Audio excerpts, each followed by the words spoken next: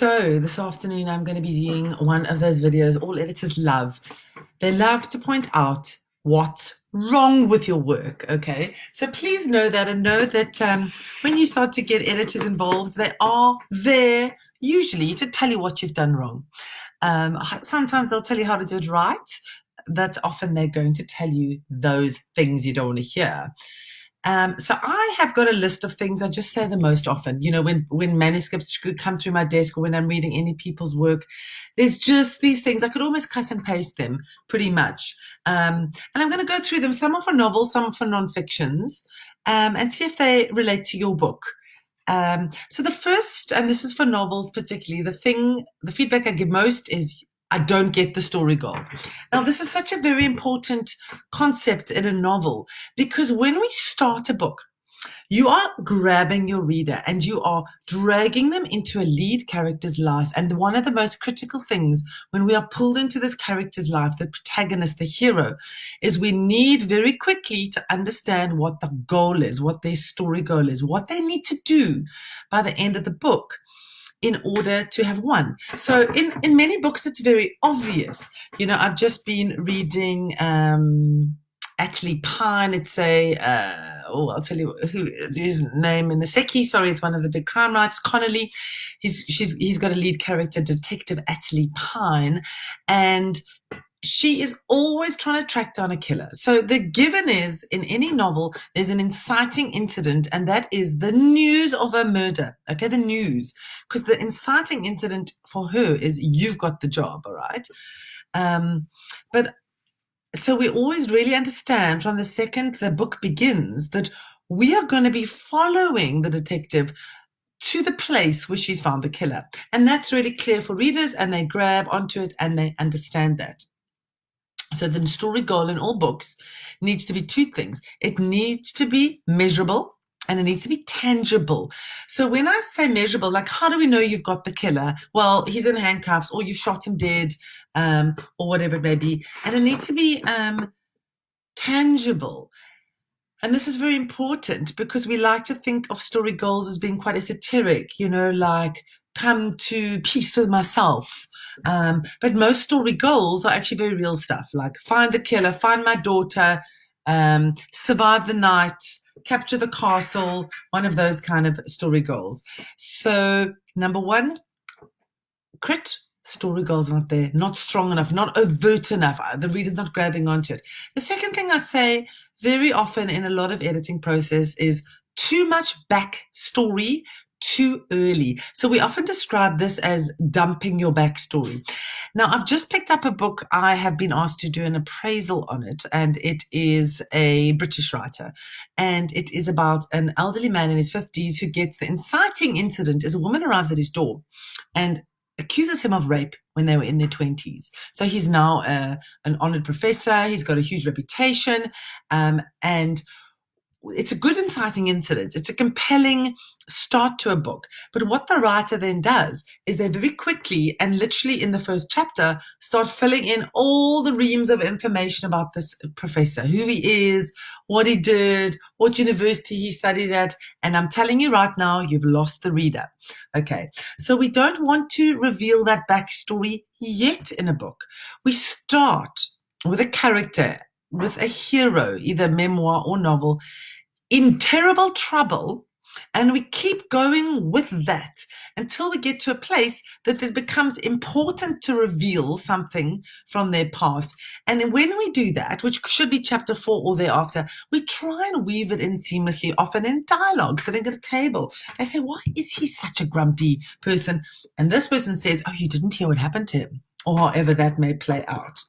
Okay, number 3, and this pertains to memoir, nonfiction, novel, all of this. I often say to writers, there are not enough establishing scenes.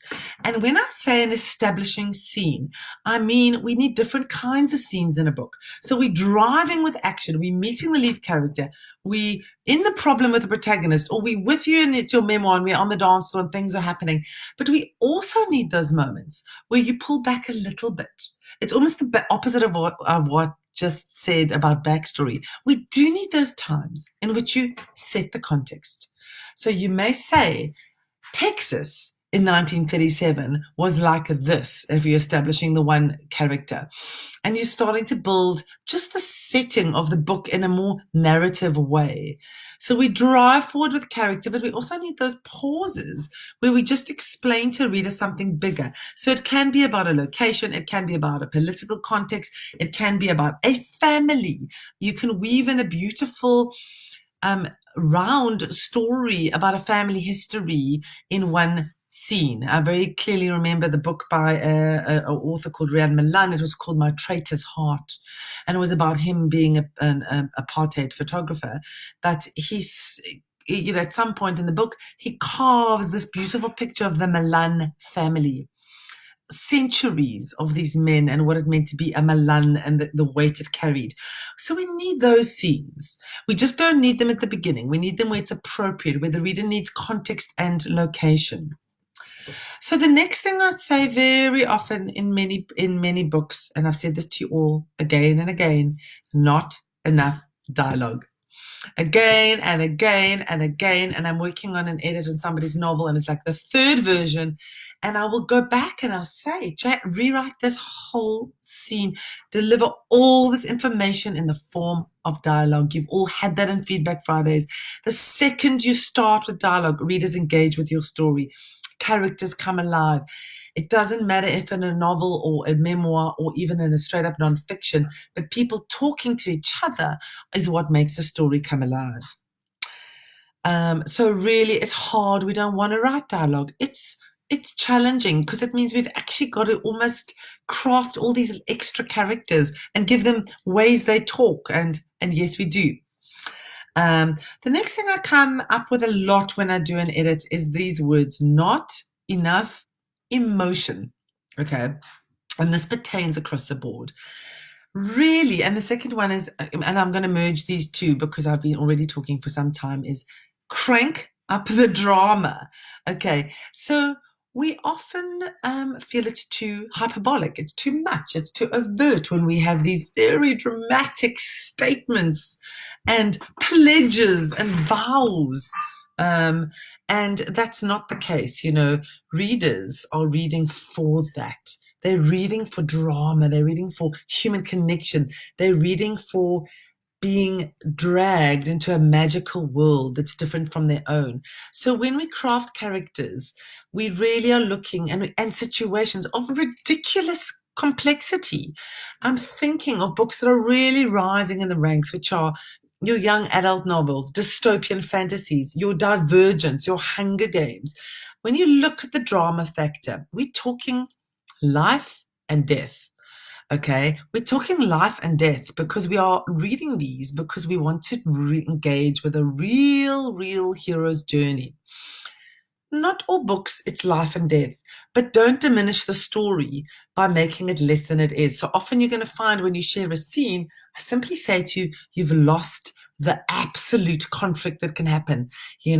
Like amp it up, make it more, make it terrifying, make them so enraged, so desperate, so terrified that terrible things may happen. Start to look at reading habits, also driven by Netflix and these kind of crazy characters, crazy conflict. I've just watched The Tiger King. Life cannot replicate the craziness and the conflict, the drama and the ridiculousness that goes on in real life. And we need that. We need that in a book. We don't want characters who play small or on there, a bleh. All right. And linked to this amping up, and this relates to nonfiction, as I often ask writers to amp up their tone, their attitude.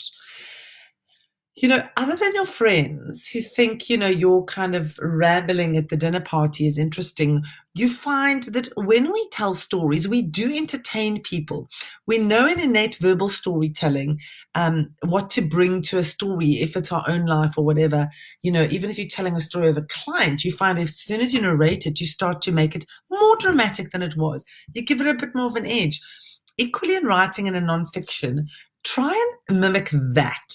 Try and entertain people with your writing as much as you are informing them of what you've learned as whatever you are, a coach, a fitness coach, a health coach, a diet coach, whatever you may be sharing with your readers. Your job is equally to entertain, and entertainment really does mean working your copy with a lot of attitude. The next point, I've of course lost count now, which is really in nonfiction. I always give this feedback: simplify the concept. Okay, so it's not simply enough to, and I say this again and again and again, you have to slow your readers down. Go back to when you were writing essays and your teacher told you it's one thought per paragraph. So we often cram a whole lot of very important things in one paragraph, and it's just going to be completely lost with your reader. So in a nonfiction, it's one thought per chapter. That's all you're unpacking. Just in that chapter, you are discussing the benefits of vitamin D, all right? You may have 5 different variations, 2 case studies, 4 little, things you've learned, but you're sticking tightly to that. The reader understands that that is what this chapter is about. So please watch in all writing this tendency to slip a sentence in that actually has a lot of meaning. And I pick that up all the time. I go like, oh, but hold on, what was that? Because that is not just a sentence in a book. A reader won't see it. We read very fast. We skim over things. So important things, make them a chapter.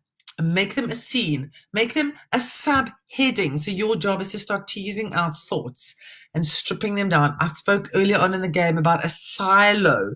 Only one thing in a silo. Don't cram grain and potatoes and whatever. No. One thing in a silo, okay? And that's really the basis of all academic writing as well, is to break down an argument into its components. Okay. A comment, and this is for novelists, that I will often make in an edit will be, you need to bring in a subplot. Okay, most adult novels can't have just one plot running. It doesn't always mean your subplot has to be a completely different character, because some writers find that very difficult to completely jump into a different viewpoint, different character. It can be in a subplot that it's the same character and 2 different things are happening. I'm going to give you an example of a book I've just read. This would be the Jeffrey Deaver I'm reading at the moment, and it's Detective Catherine Dance. If any of you follow Deaver, that's one of his Detective Catherine Dance. Catherine Dance is always solving a serial killer case because she's a body language expert, and that's what she does. She brings down serial killers by doing interviews for body language. So always the main thrust of the book is the crime. But the secondary thrust of the book at the moment, the one I'm reading, is a separate crime that her mother has been accused of. Her mother's a nurse. There was a mercy killing in the hospital she worked in. Her mother's suspected of being part of the mercy killing. How does this play out? Because this is quite hard to grasp as a novelist, because you don't merge the 2 plots. You don't have a scene where Detective Dance is talking about the serial killer, and then the detective says, and tell me about your mother. Okay, we don't do that. We separate the plots out. So we have a scene where she's busy engaged, she's interviewing, she's tracking down the suspects, and then in the book, interspersed, we'll have a series of scenes in which she focuses on the mother. It'll be a different location of it. She'll go to her mom and have a talk.